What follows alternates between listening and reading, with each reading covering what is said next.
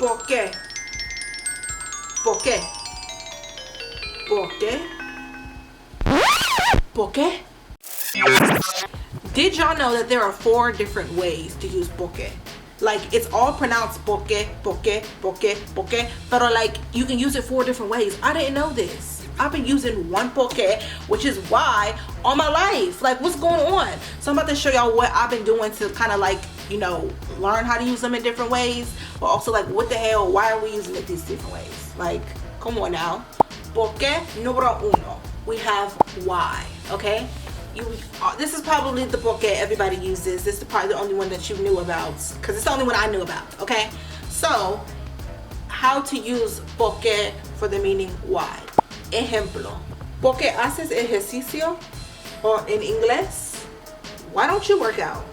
So this one, we are just using the standard porque. Why don't you work out? So it goes at the beginning of the sentence. This is probably how you use porque as you're learning to use, you know, speak Spanish. So this is how I've been using it. This is the only way I knew, and then I found out these other 3 ways. Número 2, porque, or in inglés, because.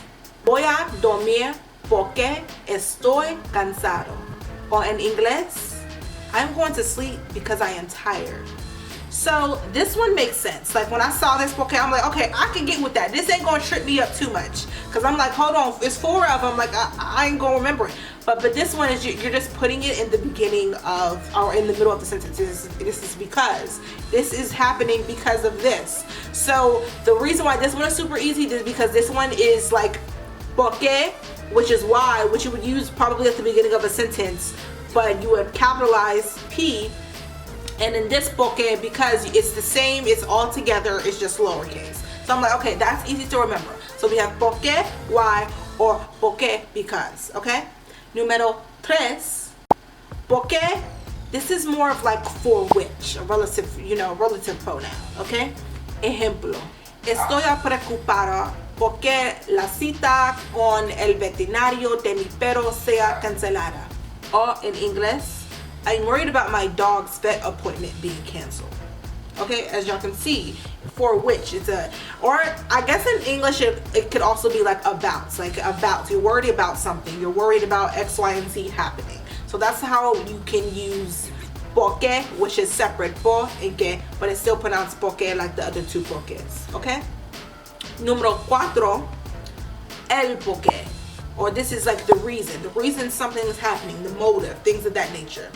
Ejemplo, ese es el porqué conducir mi carro. Or in English, that's why I drive my car. So you say you go into a party and your friend ready to leave, but they can't, they stuck because they drove with somebody else, and you could be like, ese es el porqué conducir mi carro. Okay, so that's another way to use porqué, but this is el porqué. So as you can see, we're bringing it from the top. Porque, porque, porque, porque. They all say, you pronounce all of them the same exact way, but they're used for different things. And I'm just like, what? Not another difficult thing to learn for Spanish, but baby, think about the thing, like I tell you all the time, think about the things that go on in your life and how you could apply it and switch it up and, you know, use it in Spanish. Because if I tried to, all of these sentences, I just thought about things and conversations I could have in my real life. If I just tried to make up some shit that I would never say, I would never have to learn how to use porque 4 different times. Okay, so like I talked about exercising. I'm trying to exercise, you know, I'm trying to get a little skinny, a little slim, but sometimes that don't work. So that's why I use that for the first example. I talked about me being tired and I'm going to bed early. I talked about me missing my dog's vet appointment. I talked about me driving my car to a party or a function. Like, think about how you can use this in a sentence that you already using in English regularly, okay? But I don't stop there. Guess what? I broke down my entire Spanish plan for 2023, okay? Tell y'all how I'm going to do it, how I'm going to be fluent in this language this year. Go check it out. Bye.